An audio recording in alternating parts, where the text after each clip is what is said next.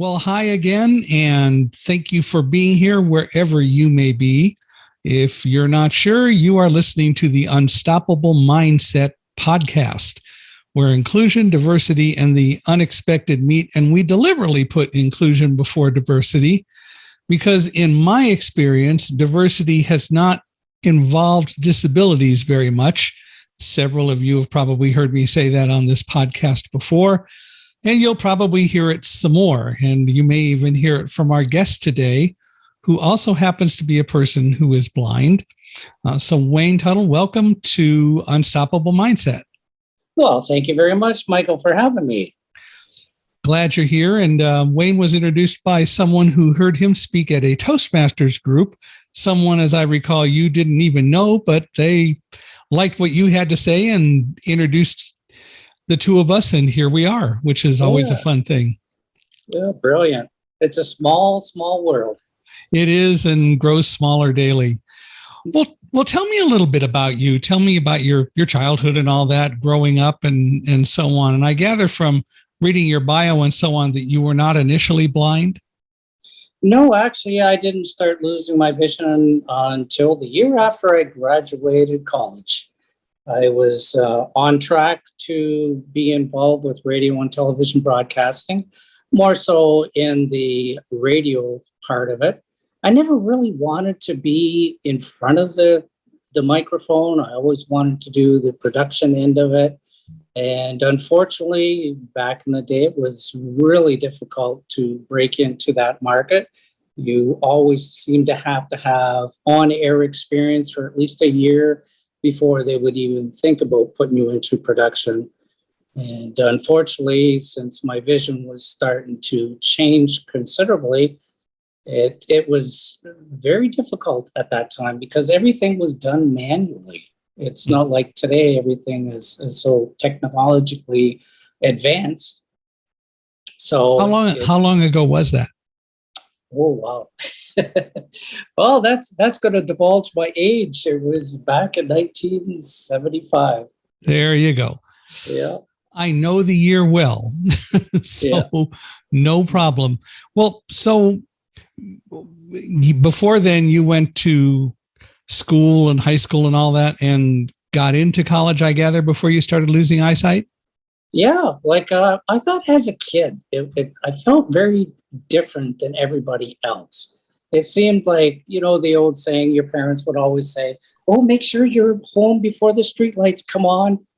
Well, for me, darkness started early. So I was diagnosed with retinitis pigmentosa. And for those of you that are not familiar with it, part of it has to do with night blindness.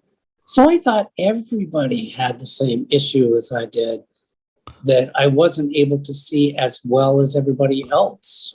But it was like playing hide and go seek or playing tag. It became more and more difficult for me.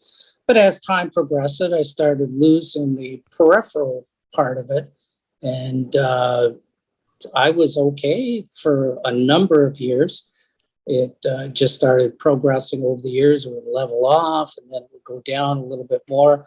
And then finally, I guess it was around 2017 where I lost the remainder portion of my vision. So did you ever get an opportunity to go into radio production or TV production? Well, it was really funny that you asked that. On the onslaught, as far as getting into the business, no, I was never really involved with it. But it wasn't until I lost my vision that a lot of doors opened up. I became very involved with the Canadian National Institute for the Blind, the RP Foundation. They were named that at the time. They've since changed the name, the Foundation Fighting Blindness. And I just started having more and more opportunities. I'd be invited on different radio shows, television shows, magazines, all kinds of different opportunities, I think, because of it. So you end up being in front of the microphone after all. Yeah. Unfortunately, but I was involved with, I've been in 3 different documentaries. So I was behind the camera as well as in front of the camera. I did some producing and directing in that aspect. I've produced a number of podcasts over the years and that sort of thing. So I still like to keep my hands involved with it. Now, with the advent of so much different technologies out there, as you know, Michael, with you using Reaper. Reaper is a program that's fully accessible for people who are blind. And that's one of my next missions, to really start to learn the editing portion of it without vision. Well, and you will find using Reaper that a lot of that is really very open and accessible. As you pointed out, I've been using Reaper now for, almost a year, and have not done anything in terms of really editing music or any of that. And Reaper certainly has the capabilities to do that. But as far as being a mechanism to do editing for podcasts, it is great. Oh, absolutely. And there's so many different tutorials on YouTube and a lot of different people that you can network with. They have Facebook groups that they share their different tips and tricks. So yeah, I'm really looking forward to that. Yeah, there's a lot there. It's a lot of fun to do. And in fact, I just edited a podcast episode that we're going to put up next week, and I'm always learning new things, but I was very pleased with the results in just doing simple editing, but it's still a lot of fun. Yeah. So were you out of college by the time you started losing eyesight, or was that before you left college? It started really taking effect around 1976. I knew there was some changes going on with my vision, especially with the peripheral part of it. And I searched out all kinds of different so-called, what I would say, so-called specialists. I had everything from diagnosis of having cancer to I'm not sure what it is. You've got tumors, you've got this, you've got that. And finally, I was diagnosed with retinitis pigmentosa with Usher syndrome, which and when did that happen? I wasn't actually diagnosed with Usher's till I was 30. Okay. So I guess I was around, 1920 and 1976. Okay. So you definitely started to see changes and so on, but you went ahead and went through college. Mm-hmm. And then what did you do? Well, from there, since I wasn't able to get a job in the business, I moved back to my hometown, which is a very small community in Northern Ontario in Canada, maybe a population at the time around 10,000 people. So there really wasn't a lot of opportunity available. They did have their own radio station at the time. And from time to time, I got to know some of the disc jockeys, and I would go in and do my audition tapes and use in their studio and that sort of thing. But I still had that dream that I always wanted to get into radio. But unfortunately, I had to put it on the shelf for a while. I went back and worked in a factory, the same factory I did when I was a kid. So I thought after a year, I said, no, I don't want to do this the rest of my life. I want to do something different. So there was an ad in one of the major newspapers in Toronto, Ontario, one of the largest cities in Canada. They had advertisement for someone in communications for the Toronto Stock Exchange, right on the Toronto Stock Exchange trading floor. I applied for the job, and they hired me on the spot. So wow. Within 3 weeks, I was moving from a little tiny town to the big, scary city. What were you making in the manufacturing plant? What were you doing? Funny you should ask. It was bridal gowns and bridesmaids gowns. There you go. So it was formal wear. And I was involved in the cutting area where we would cut the patterns out with all these electrical saw type things, and a little bit dangerous as you're starting to lose your vision, but I managed. Did they know that you were blind or losing eyesight? Oh no, heavens, no. You would have been back in the day, that was taboo. You never ever told your employer that things were changing, because you always had that fear of losing your job because of it. Sure. So you moved to the stock exchange. Did you mention anything about eyesight during that process at all? For the first 2 years, no. Okay. I did not let on at all. And the way that things worked on the Toronto Stock Exchange, you would be working for the Toronto Stock Exchange, but there was all kinds of brokerage firms that were always scouting for people up in the back office, or to do different things on the trading floor and that sort of thing. So I was scouted out 2 years later, and I got hired on by Merrill Lynch, one of the largest in the United States and in Canada. Yes. And I eventually told them that the job was becoming more and more difficult. And you have to remember, this is going back late 70s, early 80s. Mm-hmm. So technology for people with vision loss was very archaic. I mean, the first technology that I worked with was a CCTV system. Right. Where I would put the piece of paper underneath the camera, and it would enlarge it up to whatever size that I needed and continue on with that. So it was quite a challenge at the beginning. So when you told them, though, what happened? I was very fortunate that I had a boss who was very receptive to it. She saw that things were changing, and then of course, you try and cover things up and get around things, asking other people to do things for you and that sort of thing. But it got to the point where I think deep down I knew she knew. So I eventually had to have that conversation and say, I really need to look at other adaptive technology, and I need to be, I guess, more so accommodated. And what did she do? Well, she took me off what I refer to the assembly line, where we had to do a lot of communication, but back in the day it was teletype or yes. There was no real thought of computers yet. No. So we were using a World War II technology with the teletype and that sort of thing. But I eventually started climbing up the ladder and became a manager of the department, and I had 28 people under me.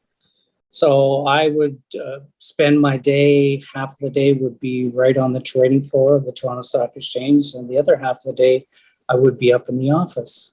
So, why do you suppose that she reacted in such a positive way when you finally told her what you needed to tell her? Well, I think we had a very good relationship. Inside work, she was a taskmaster. She was very, very strict. I'd like to use the word, but it's not appropriate. But I can remember. She was tough. She was tough. Yes, very, very tough. And I can remember, I was there 12 years. And I can remember probably around year 10, year 11, I had just had enough of it. She was always on me. So I said, "Can I talk with you?" We went into her office, closed the door. And I said, "What is going on? I am just so tired of you always on me." And she said to me, "You know something? Because of your vision loss, if you ever leave this environment, it's going to be tough out there for you. So I'm just trying to toughen you up." And when you know it, 2 years later, I left. Why did you leave? I needed a change. Okay. I think it was the stress level, because it wasn't a typical 9 to 5 job. You were basically there until the job was done, because you would have to send information to other departments, and they couldn't start their job until your job was done. So I know there was many times at 10 o'clock at night, you starting at 8 o'clock in the morning. So, the stress level really started to wear me down. And Of course, a lot of people in that environment leave because of that. Of course, the reality is with the stock exchange, and I'm familiar with it from selling products to Wall Street and interacting with them a lot. It really is a 24-hour-a-day job for the company, because stocks are being traded somewhere most all the time. And Absolutely. Information is extremely important. I remember once being down in Florida. We were working with some folks from, at that time it was Solomon Brothers, and then it became Solomon Smith Barney, and now it's gone away. But we were down there because we sold the products that people use to back up their data. And so we were talking with some of the people at the backup facility for the Wall Street trading floor. And they made it really clear that even if they were down for 1 minute, they would lose millions and millions of dollars in transactions. They could afford never to be down. Oh, and they actually had 2 backup facilities in Florida, and had them somewhat underground and in places so that even if there was a hurricane, they would be able to continue to back up and operate and provide support. Yeah. It was just unbelievable. You know, the old saying, time is money. In the stock market industry, basically seconds count. Seconds absolutely count. I can't remember. It seems to me it was something like possibly up to $5 million a second they would lose if they were ever down. Yeah. It was something incredibly awesome in terms of the amount. Yeah. So yeah, there's a lot of stress. Yeah. So you left the stock exchange. So that must have been about what, 2000, 2001 or? No, that was 1980. Oh, okay. 89. All right. And then what did you do? I was searching around. I thought I wanted to get into the personnel industry. I did a short stint at Children's Aid Society. And then I had an opportunity to get back into communications with Rogers Communications. Huh.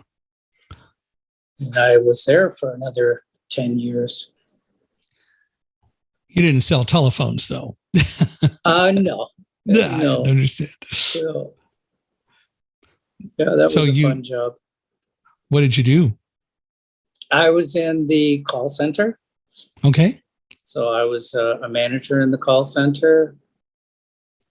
And occasionally I would have to deal with difficult customers and that sort of thing. Oh, you couldn't have any difficult customers. Couldn't happen. Well, if the weather network goes off, yeah, the phone would light up. Yeah. Or if the Mike Tyson fight only lasted 2 minutes and 6 seconds. Yes. I was there. I remember that fight. We were watching it. I was with relatives or a friend. I guess it was relatives anyway. We watched it on TV. Yeah. I never thought about the fact that people would be all ticked off that it didn't last very long. But hey, he was doing his job. Well, especially if they're paying that kind of money. You pays your money, you takes your chances. Yeah, exactly. Well, what did you do after being with Rogers for a while? So now you're getting close to 2000, I assume.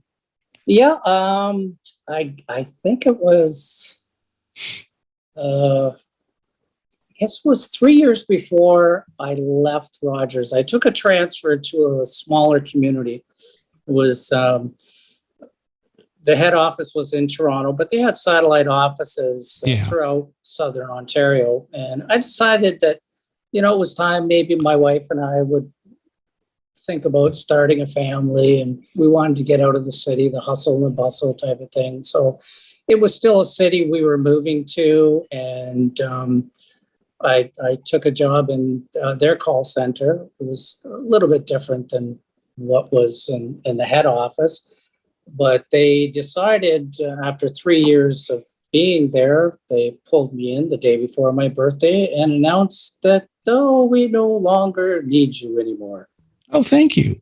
Yeah. Well, at that time, I was still looking at starting my own business. And I think that really gave me the drive to take my business to the next level. Mm-hmm. So they invited you to no longer be connected with Rogers. Yeah. And then what? And then I started my own business. And I haven't looked back since.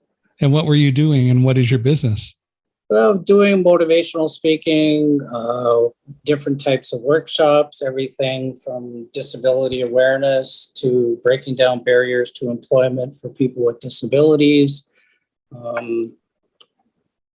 doing different types of keynote addresses at high schools, doing workshops for local groups.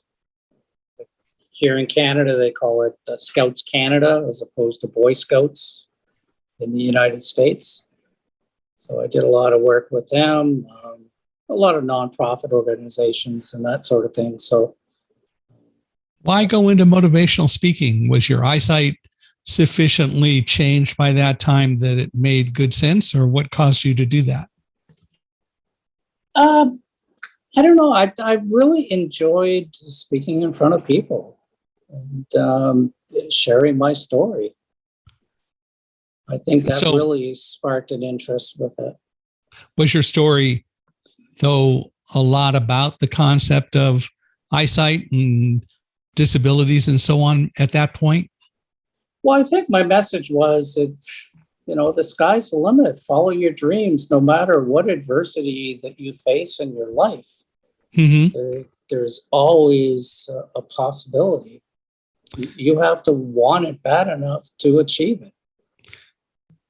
What's the favorite venue since you became a motivational speaker? What's your favorite place that you've been, or a place that stands out in your mind? Oh, Lord. Oh, there's so many of them. I think probably, whether I would say it's my favorite, but the most fun was the Ride for Sight. I would speak every year at the Ride for Sight, and we would have anywhere up to 9,000 rowdy bikers. And they listen to you? Well, it's funny you should ask, Michael. It was so strange because, of course, these guys are there to celebrate. They're there because they've raised literally hundreds of thousands of dollars in a short period of time. And they really want to let their hair down. So, but every time I got up on stage, it was almost like it was a pin could drop. I would always make it a short address because I know that they were there to party and carry on. And I always had an opportunity to play with the band that was there. I'm an accomplished musician. I play bass as well as drums. And I've been doing that since I was about 14 years old. So I had that opportunity. And I think that's where I had my most fun, really. It's interesting that you came to speaking in the way you did, and you certainly obviously had a lot of fun doing it. And along the way, I also know that you joined Toastmasters. When did you do that? 2016. Okay.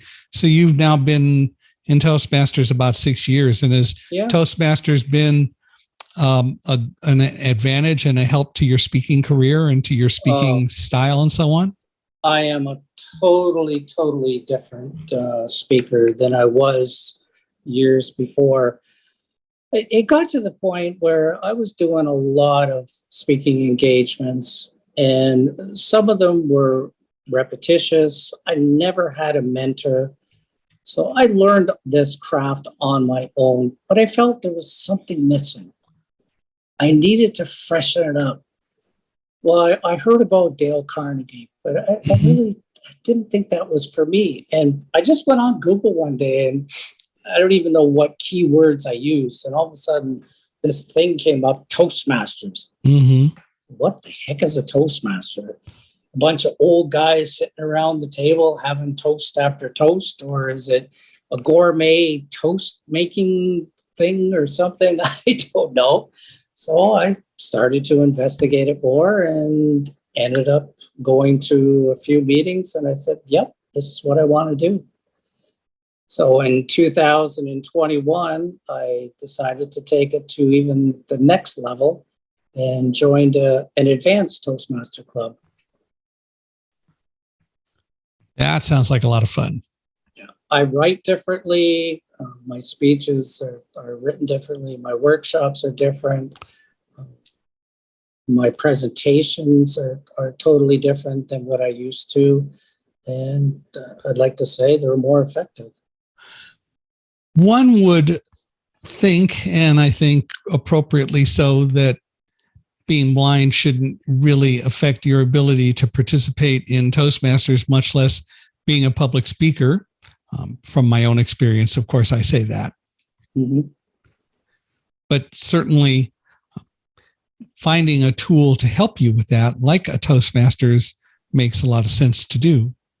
Oh, absolutely. But I also find that one of the things that I've noticed is that there are literally thousands or even hundreds of thousands of speakers out there. And to get into that type of market, you have to have some kind of hook. To stand out, you have to be different than the rest of the crowd. And I find that because of my blindness, I seem to be getting more bookings now, more so than I ever have. Why is that? I don't know. I wish I had that answer. I don't know if it's people are intrigued by that fact. They want to see something different. Do you work with a speakers bureau, or how do you find speaking engagements? I was with the Speakers Bureau for a short period of time, but unfortunately, I probably joined the wrong one. But it's pretty much word of mouth. Someone sees me at an event, and usually people in the crowd will come up and want to chat with me and do different things. I dabble into a lot of different things. One of the things that I'm involved with, I've been a Titanic historian and artifact collector ever since I can remember, probably early 70s. And usually around the anniversary date, I usually have a few bookings. I do my displays of my collection, and I do a 2-hour presentation about the Titanic.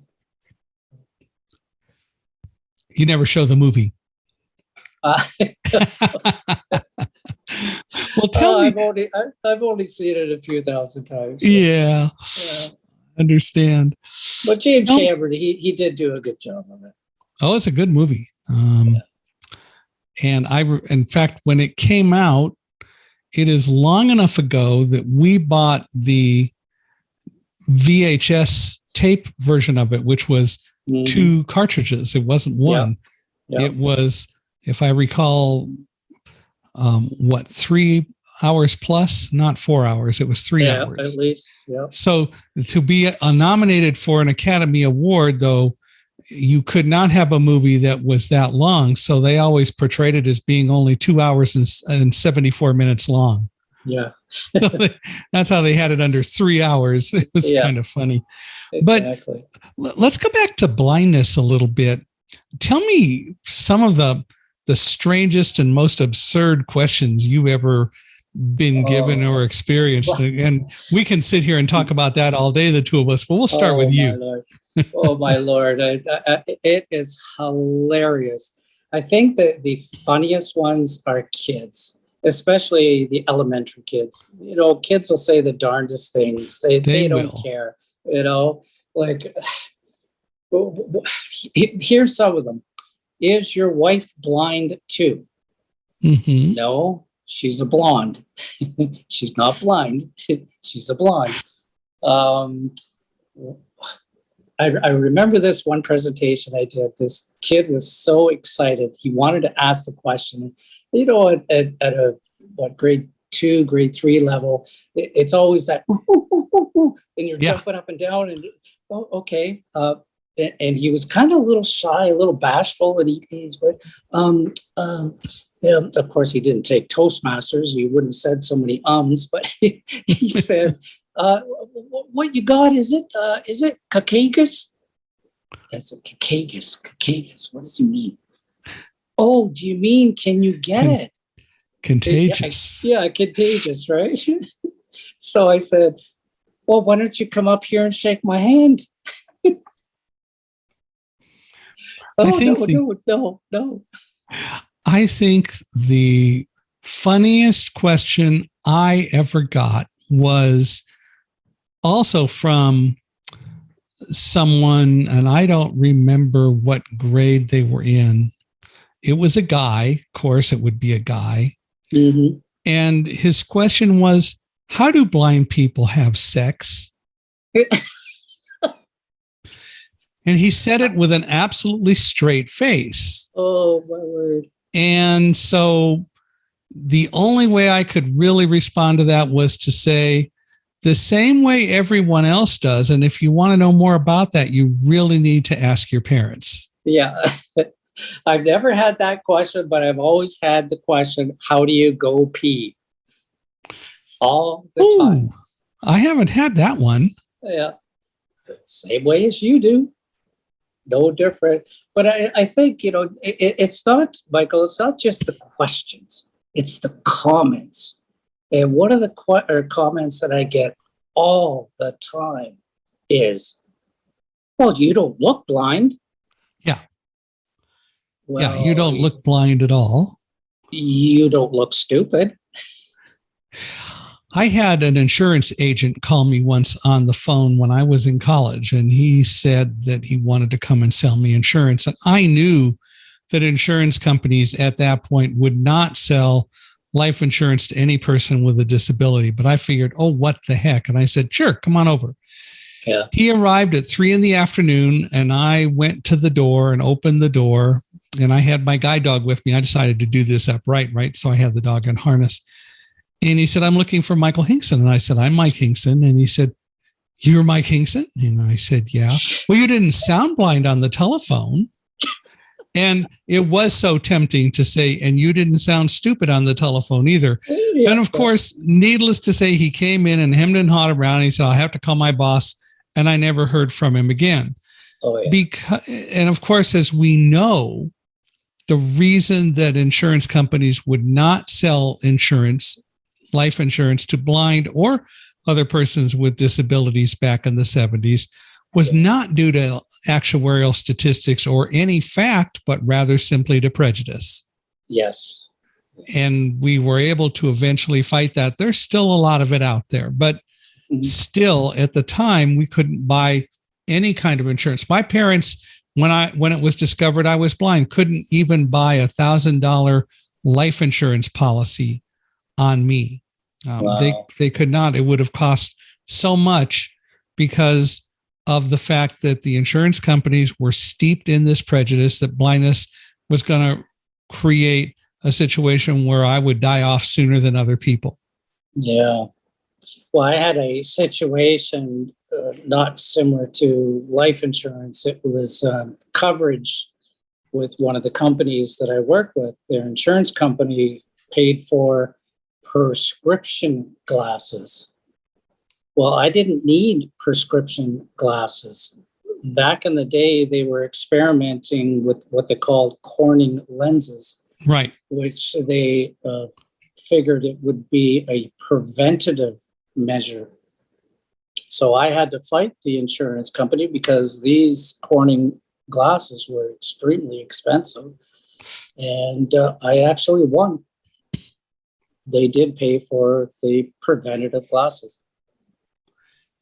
It's fascinating to really look at what people's attitudes are. And you mentioned that a lot of questions that you get from kids are funny and so on. But the neat thing about any question from a child is still, it really comes from curiosity. And mostly it doesn't come from fear. It really does come from curiosity.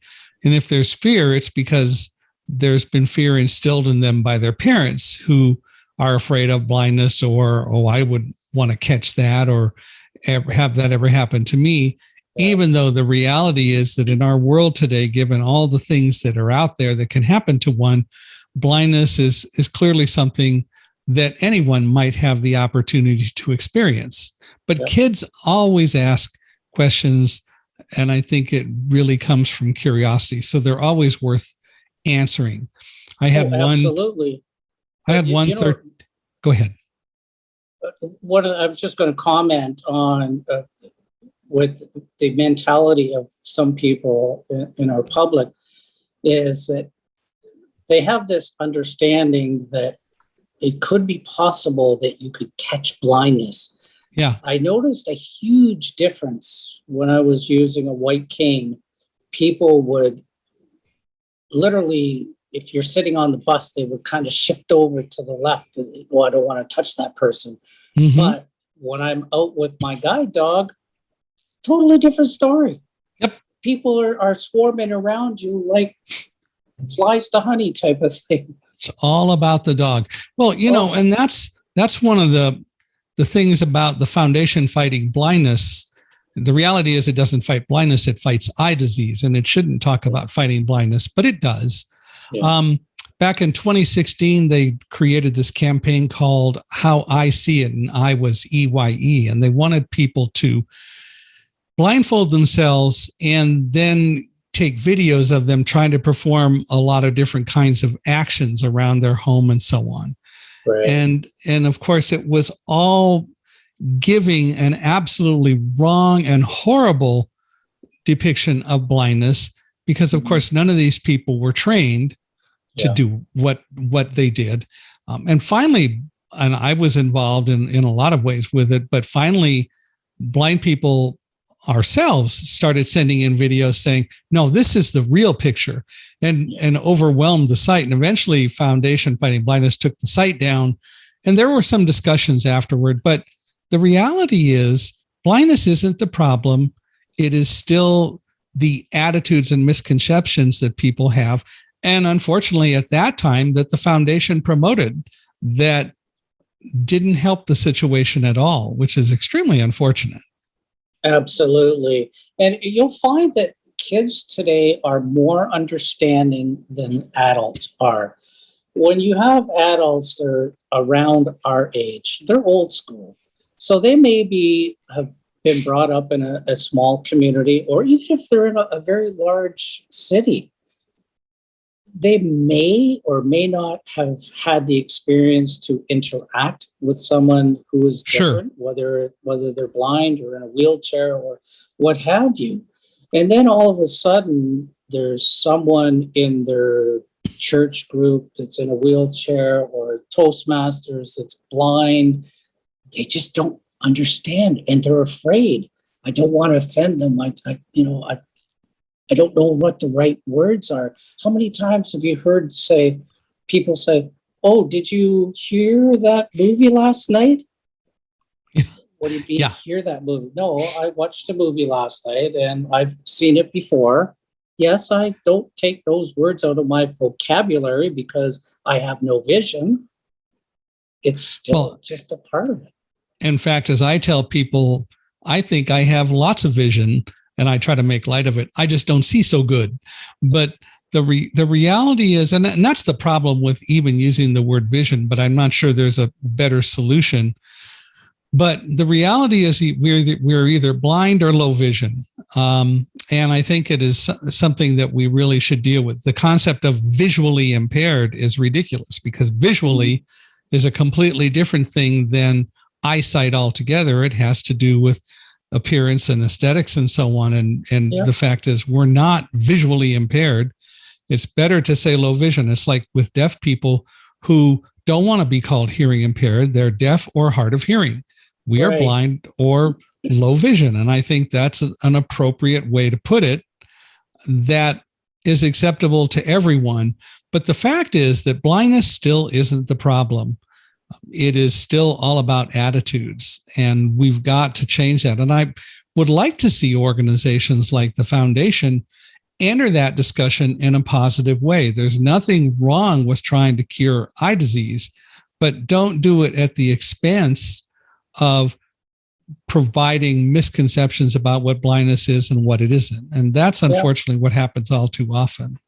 Absolutely. And I think it really comes down to where you're from as well, because in some countries they use different terminologies. Sure. And it's always changing. Like the newest trend that I've been hearing is differently abled. Yes. What? It's horrible, because we're not differently abled. Hey, I use Reaper like anyone else does. I use a keyboard. I don't use a mouse, but I use a keyboard. And more people should use keyboards, because sometimes they're faster than mice. But the concept of differently abled is horrible. It still depicts the fear. Yeah. And my wife is in a wheelchair. She's been in a chair her whole life. Differently abled. That's ridiculous, but it is oftentimes what we experience. And more of us who happen to be in the community of persons with disabilities are trying to get people to understand that words matter. It's no different than any other minority group who has been down this road, except that I think that there's a lot more fear associated with disabilities. And so as a result, it makes it tougher, because no one wants to be like them. That is still the thing that we face. Exactly. And I coined a new phrase that I am a sighted man living in a blind man's body. I am light independent. It's as simple as that. And the reality is, most everyone in this world has the disability of being light dependent. Yeah. And you know, the reality is that we love you anyway. Yeah, exactly. You're light dependent. Yeah. So, you know, it is just kind of what we have to deal with. On the other hand, being blind, what kind of embarrassing things have happened to you? We all have had those kinds of things too. My word. Depending on how much time do we have, Michael, I'd like to share this story with the audience, and I'll try and give you the Reader's Digest version of it, but it has to be the absolute worst day of my life and the funniest day of my life. It was my dad's funeral, 2010. I was to be giving the eulogy. And unfortunately, because I was so close to my dad, I wasn't able to deliver it. I wrote it and had the minister read it. But at that time, my sister-in-law, she was newly blind, and she had her first guide dog, and I was there with my guide dog. And it was time for us to leave. And since we were the immediate family, we were to leave the chapel first, and the rest of the parishioners would follow us out to the hearse. Well, her guide dog had this uncanny ability to lie on his back and snore. And do you think we could get him to get up? She just could not get him up. So my brother literally had to lift him up to get him going. Whereas my dog, Cosmo, she decided that as she got up, she let a very aromatic odor go that caused my great aunt to start choking because it was so bad. Well, of course, that sort of broke the ice a bit. We got to the gravesite, and there were chairs set up for the immediate family. So prior to the rest of the congregation showing up, like, my father was very popular in the town. He was a volunteer firefighter. He was a model railroader, so he belonged to a few clubs and whatnot. So there had to be, I would say 100 or so people there. And my wife and I we rehearsed how many steps it was from the chairs up to the gravesite. My father was cremated, so this was the very first time that I was involved with a cremation. All I knew was a tiny little coffin, and they told me go up to the hole and then just sort of drop it in. So I counted the steps up to how far away it was. We sat down, so it was time for me to do it. I got up there and I went to reach down, and I felt the actual hole with my arm, but I didn't have any clue of how deep this was.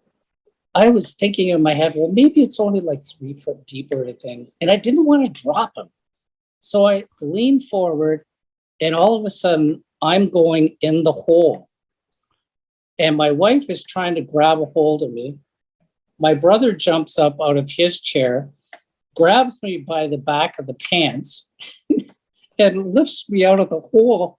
And I couldn't think of anything else to say but, ta-da! There you go. It is, we all have experiences, and it's okay. Blindness has nothing to do with it. I doubt that there's any person who hasn't had something in their lives that has happened that they haven't been embarrassed over or found to be funny. Without a doubt. I was with one of my guide dogs. We were wandering the halls of Congress, and we had a few of those aromatic kinds of things that happened with her. And the more I thought about it, the more I went, well, it was in Congress. They deserve it anyway, so it's okay. But you just got to go to it. Well, so tell me, in your experience, we've been seeing more laws pass, and we've been seeing advances in technology and so on. Do you think that society's attitudes toward persons with disabilities is changing significantly yet? What do you think? Yes and no. And the reason I say yes is I'm finding that younger kids today, they get it. They understand. I've been in situations where I would be in a grocery store with my guide dog, and a mother would come over and automatically think it's okay to bend down and start patting. And right away, the young child would say, "Oh, mommy, he's a working dog. You're not allowed to distract him or pet him or anything like that." So yes, I've seen some steps forward with getting kids at a younger age. And it takes people like yourself and myself to go around to schools and educate and really get the word out that there are people in our society today with disabilities. But on the other hand, I think governments really have to get more involved with people with disabilities, in the sense of having different type of programs available out there. There are still a lot of discrimination when it comes to employment. If an individual with a disability wants to start their own business, they should have programs available out there to teach entrepreneurship for people with disabilities.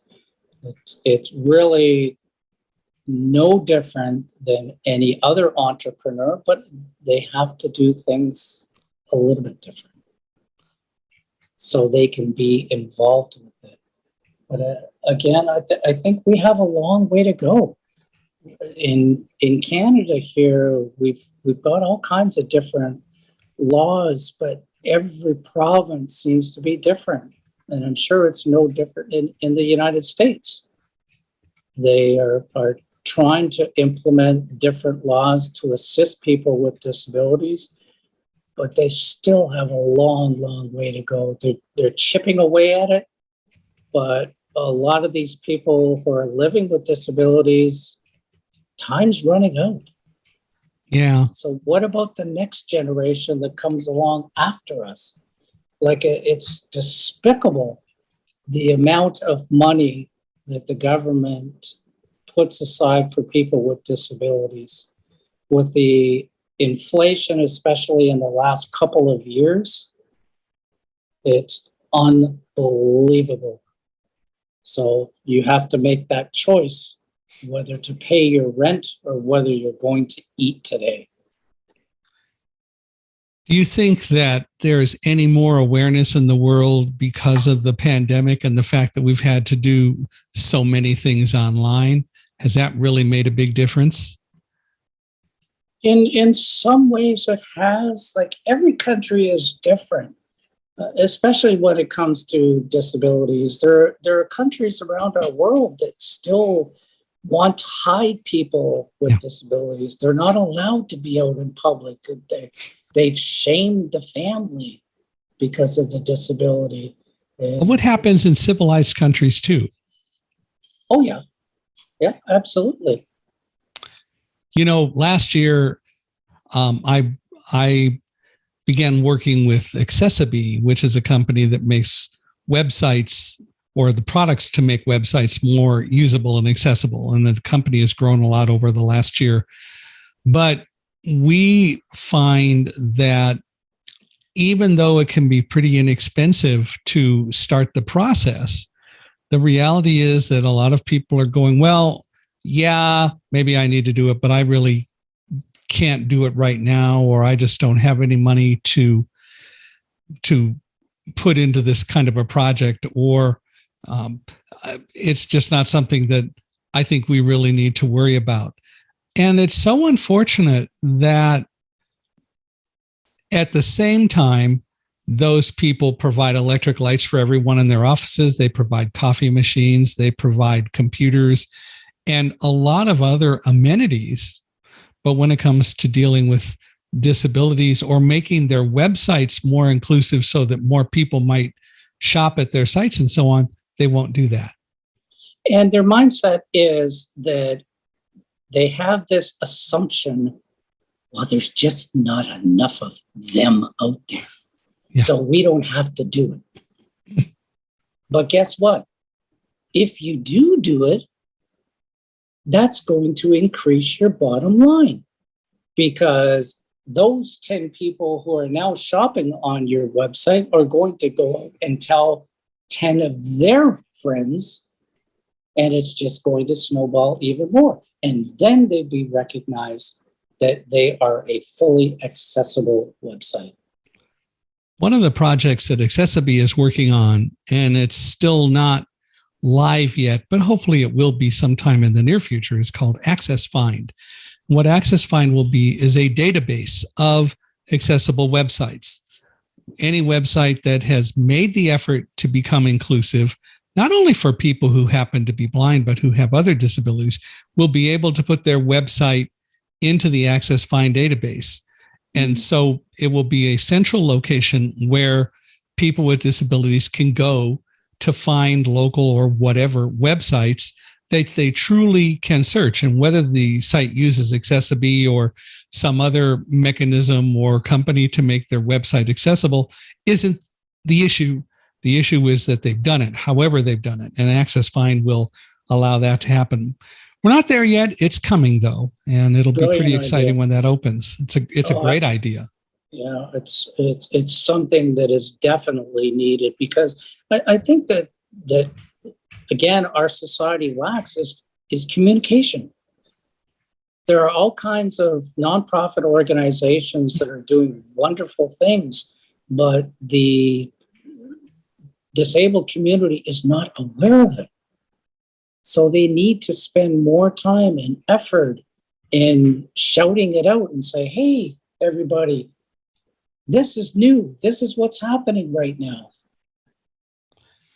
But they don't. The Nielsen company, the company that does ratings and so on, used to do, and I assume still does, all the ratings for TV shows and so on. The Nielsen rating did a study in 2016 and categorically states that websites that become more inclusive will have brand loyalty that will very much carry over to persons with disabilities, and people will shop those sites rather than going through all the frustration of trying to find some other website that may or may not be inclusive for them. Mm-hmm. It is something that is absolutely substantiable. It's something that can be verified, but we're still not yet seeing nearly enough of our world really deal with that. And it's all about still the same attitudes that, as you said, there aren't enough of them, or we really just don't think that they can do what other people are going to do the shopping for them anyway. And that just isn't the way it works. Yeah, exactly. Well, so tell me, as a person who happens to be blind, what would you give in the way of advice to someone who is coming to terms with losing their eyesight? You meet someone, either a family member or whatever, of someone who's becoming blind, or you meet a person who is losing their eyesight and becoming blind. What would you say to them? To me, it's a very personal aspect that they're going through. Some people are fully sighted today and totally blind tomorrow. Some people gradually lose their vision over time. So it comes down to being a personal thing. And my advice would basically be that go through that grieving process, because there is grief involved with any loss, especially when you're losing your vision or your hearing or your mobility skills, and the list goes on. But realize that your life has changed. You can still do pretty much the same things that you've always done. It's just that you have to find new ways of achieving your goals. And that's what it comes down to. The sky's the limit. It still comes down to, it's not blindness, it's our attitudes. And we need to be as forward-looking in that as people who can see. Because if our attitude is not a positive one about being blind, then we won't be. Absolutely. And we will have the challenges. Yep. Well, Wayne, this has been fun. I really have enjoyed having you on Unstoppable Mindset. I hope you've liked it as well. Oh, my pleasure. And we will have to get together and swap more stories. I'll have to come down to California. Well, it was 97 Fahrenheit today. And according to my lovely little trusty Amazon device, we're going to have an excessive heat warning on Thursday. So if 97 isn't excessive heat, that means it's going to be over 100 is what it really means. So it will be interesting. Well, where I come from, I'm very northern Ontario. We are so far north, we literally wave to Santa Claus as we're coming to this area. So we have had a couple of frost alerts the last few days. Well, has the big guy waved back? I have no idea. Well, then, you need to put your communication skills to use and come up with a way that you guys can communicate better. Yeah, absolutely. Well, thanks for being on Unstoppable Mindset. If people want to reach out to you, learn more about you and chat with you, how can they do that if they want to learn about your speaking career and so on? Well, if you'd like to reach out, my email address would be my initials, So it would be wjt.tuttle, and that's TUTTLE @gmail.com. Okay. I do have a website that it's still under construction, so I'm not sure when that will be up and running, but I will definitely let you know. Well, let's talk about Accessibility going on the site to help you with access. That makes it a lot easier for your website people to do. Absolutely. Well, meanwhile, everyone, thank you for joining us today. I'd love to hear what you think about this, as always. Please reach out to me, Michael H.I. at accessibility.com. That's MICHAELHI at ACCESSIBE.com. Or visit our podcast page, which is www.michaelhingson.com/podcast. Michael Hingson is MICHAELHINGSON. www.michaelhingson.com/podcast. And of course, as I always ask, and I appreciate everyone who is doing it, please give us a 5-star rating wherever you're listening to the podcast and join us regularly. You can subscribe to our podcast wherever you are finding us. And we hope that you will do that and join us for other adventures and other future podcasts. And again, Wayne, I really appreciate your time and you being here with us today. Thanks for having me, Michael.